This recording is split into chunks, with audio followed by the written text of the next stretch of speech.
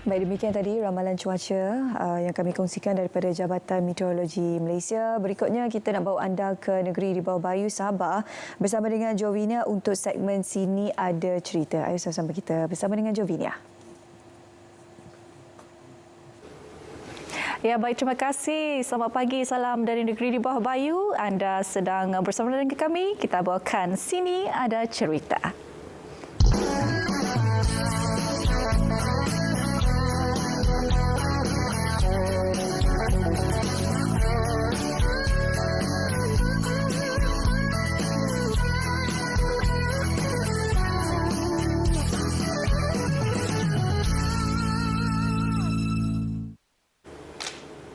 Baik, Sabah kini berada di ambang pelaksanaan rancangan Malaysia ke-13 RMK 13 yang juga di mana pelan pembangunan strategik bakal menjadi panduan utama negeri untuk tahun 5 tahun akan datang. Tentu sekali kita ingin merungkai persoalan masyarakat di luar sana, terutama sekali yang berada di negeri Sabah. Jadi kita bawakan kepada anda bersama dengan kita Datuk Teknologis Dr. Ramza Dambul yang merupakan Ketua Pegawai Eksekutif Institut Kajian Pembangunan Sabah. Datuk, selamat datang. Terima kasih kerana bersama kami. Terima kasih sebab menjemput. Itu dia, kita membuatkan figura yang sangat bertepatan sekali untuk merungkai semua persoalan ini. Kerana kita tidak lama lagi sebenarnya RMK 13 ini bakal dilaksanakan. Mungkin kita mulakan dahulu dengan pengenalan yang mungkin Datuk boleh kongsikan kita secara ringkas peranan IDS ini dalam pembangunan negeri Sabah, Datuk. Okey, so IDS ini adalah Institut Kajian Pembangunan Negeri Sabah. So sebenarnya kami ini adalah badan pemikir rasmi untuk Kerajaan Sabah.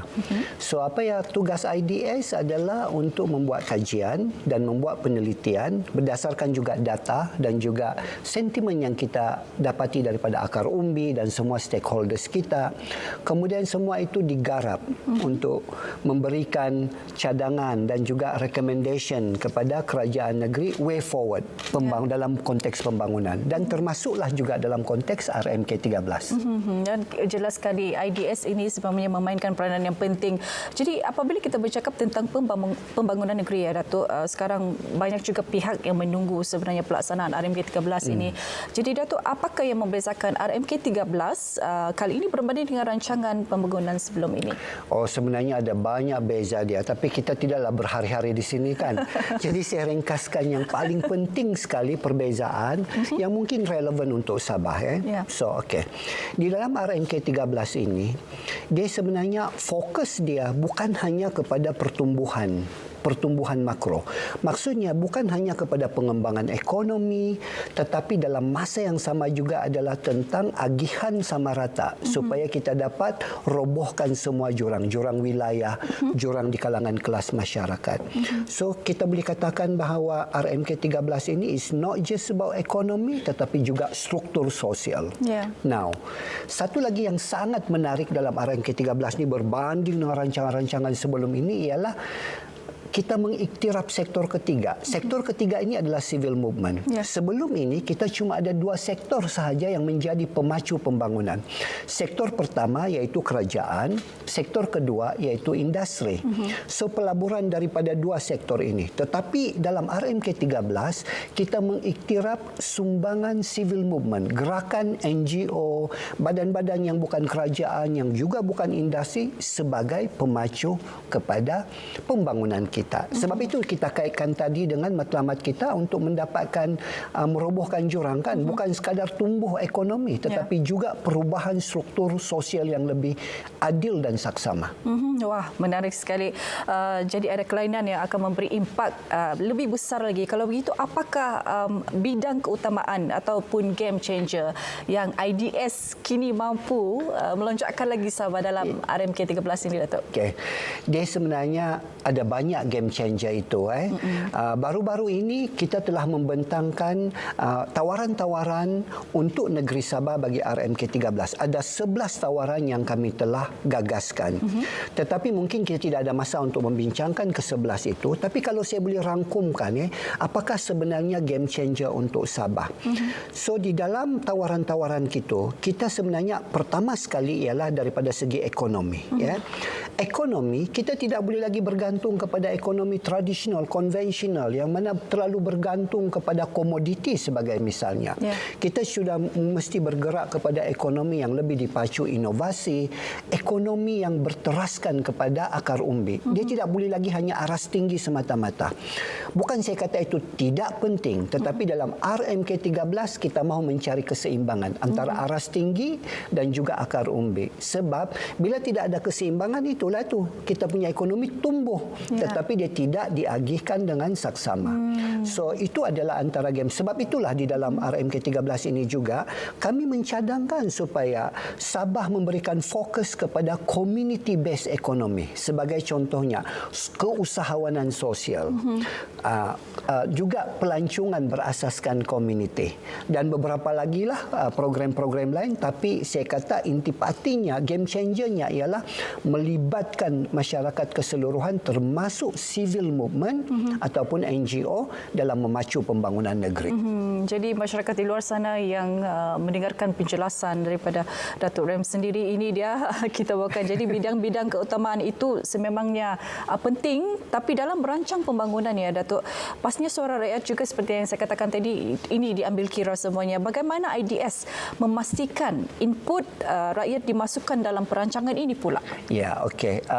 Sebenarnya salah satu pendekatan perubahan yang kita buat di IDS dalam tempoh setahun dua ini adalah berfokus kepada akar umbi. Macam saya sebut tadi kan, all this while our economy is driven from above kan, ekonomi aras tinggi. Bukan itu tidak bagus, tetapi kita sekarang ni kita mahu mencapai keterangkuman yang lebih inklusif sebagaimana yang dihasratkan oleh RMK 13. Jadi memang kita mementingkan penglibatan semua stakeholders kita, termasuk juga masyarakat. Sebab itu kalau perasan lah, mungkin dah perasan juga kan, sebenarnya sepanjang tahun lepas kami ni kerjanya menjelajah sahaja. Dalam tempoh 3 tahun ni kan tidak ada daerah yang saya belum pernah pergi lagi. Sebab pada saya adalah sangat penting untuk kita memahami realiti di lapangan, kemudian kita kacukkan itu dengan hasrat pembangunan di peringkat atas. So kalau ditanya tentang bagaimana IDS mencantumkan kedua-duanya, itu tidak ada cara lain kecuali kita terpaksa menyantuni masyarakat akar umbi daripada semua kelompok dan daripada semua kawasan. Jadi dalam tempoh 3 tahun ini memang berjalan kerja. Berjalan sajalah kerja, menghabiskan duit kan. Tidaklah, tapi maksudnya ialah on the ground lah bahkan. Ya, itu maksudnya, itulah kerja dia, menyantuni masyarakat ke akar umbi. Jadi rakyat turut merasa macam dilibatkan bersama. Betul. Jadi cabaran terbesar apa yang dihadapi IDS dalam merangka pembangunan strategik ini, Datuk? Sebenarnya kalau cakap pasal cabaran ini dia terlalu banyak. Tapi antara cabaran yang paling besar, dan saya rasa dia tidak unik untuk Sabah sahaja atau IDS sahaja, iaitu dari segi pendataan. Kita mau merancang ini kan, bila kita mau merancang ke depan, kita perlu tahu apa yang kita ada, sumber yang kita ada, apa perkara-perkara yang telah terjadi sebelum ini, supaya kita boleh mengubah haluan kita itu kan. Jadi maksudnya kita perlukan data. Persoalan itulah isu dia. Sebenarnya kita di sini ada banyak data yang kita tidak cukup. Sebagai contohnya, salah satu yang kita mahu kembangkan di dalam RMK 13 ini adalah pembangunan bumi putra, ekonomi bumi putra. Okey, ini bukan pasal resis tapi sebab di Sabah ini bumi putra ni majoritinya di luar bandar dan mereka inilah yang banyak bergelumang dengan kemiskinan.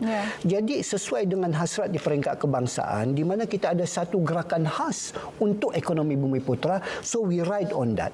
Cuma isu dia ialah bila kita ingin memberikan intervensi ataupun pembangunan khusus, kita tidak ada banyak data yang menjurus spesifik kepada bumi putra, sebab data selama ini yang kita ambil adalah lamsam. Faham tak maksud saya lamsam? Sekali kan. Secara holistik lah. Ya, betul. So, sebenarnya data adalah masalah kita yang paling besar, tapi macam saya kata tadi, itu bukan unik di Sabah, bukan unik di IDS. Itu adalah cabaran dalam penyelidikan. So, we have to find a way lah how to deal with that. Itu cabaran terbesar yang dihadapi oleh diri sendiri. Jadi bagaimana rakyat sendiri juga boleh sama-sama menyokong hala tuju pembangunan ini?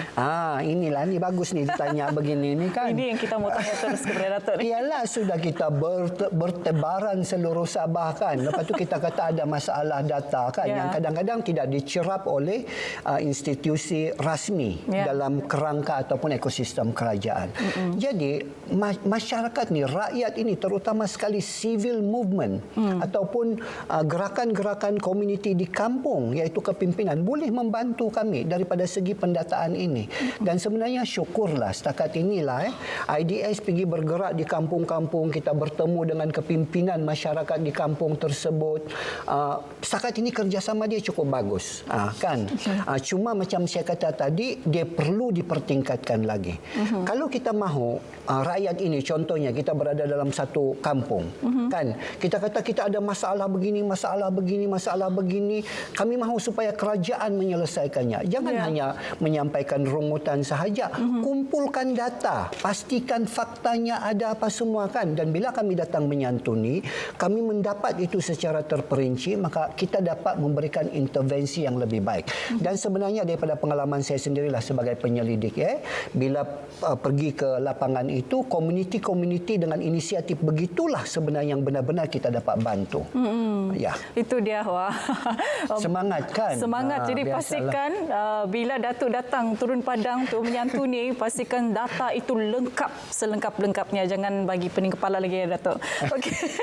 Yang terakhir sekali mungkin Datuk boleh kongsikan juga kepada kita mungkin mesej harapan Datuk lah untuk rakyat Sabah menjelang pelaksanaan RMK13 ini. Mesej saya ini terlampau besar ni, lebih besar daripada Gunung Kinabalu. Tapi tidak apalah, kita ringkaskan ya. Harapan saya ialah RMK13 ini adalah peluang terbaik bagi negeri Sabah untuk mengubah struktur sosioekonomi kita. Kenapa? Sebab macam saya cakap tadi, dalam RMK13 ini diberi pengiktirafan kepada gerakan sivil. Dan bagi negeri marginal seperti Sabah yang luas ini, gerakan sivil itu memang peranan dia sangat penting. Dan apabila dia diiktiraf, maka kita boleh perkasakan itu. So harapan saya ialah saya mahu supaya keseluruhan komponen dalam pembangunan negeri kita, ekosistem kerajaan, ekosistem industri, pemimpin-pemimpin politik, begitu juga dengan gerakan sivil, kita semua perlu berganding supaya kita dapat manfaatkan manfaatkan peluang yang ada di dalam RMK13 ini, because this will be our only chance to change, to reform the structure that we currently have. Betul, itu dia. Mungkin ini adalah peluang yang terakhir untuk kita mengubah semuanya. Mungkin terakhir saja kan, supaya lagi bersemangat sebenarnya. Baik, kita ingin ucapkan terima kasih yang tidak terhingga kepada Datuk Teknologis Dr. Ramza Dambul atas pengkongsian yang cukup bermakna ini. Jadi kepada anda, kita juga harapkan semoga rancangan ini akan benar-benar dapat dimanfaatkan dengan sebaik mungkin. Ambil apa yang telah pun Datuk kongsikan sebentar tadi, semoga memberi ruang dan peluang kepada masyarakat untuk lebih mengetahui lebih lanjut lagi mengenai RMK13 ini. Dengan itu sahaja kita bawakan perkongsian Sini Ada Cerita dari Negeri Lubang Buaya. Kembali semula bersama rakan penyampai di Angkasa Puri.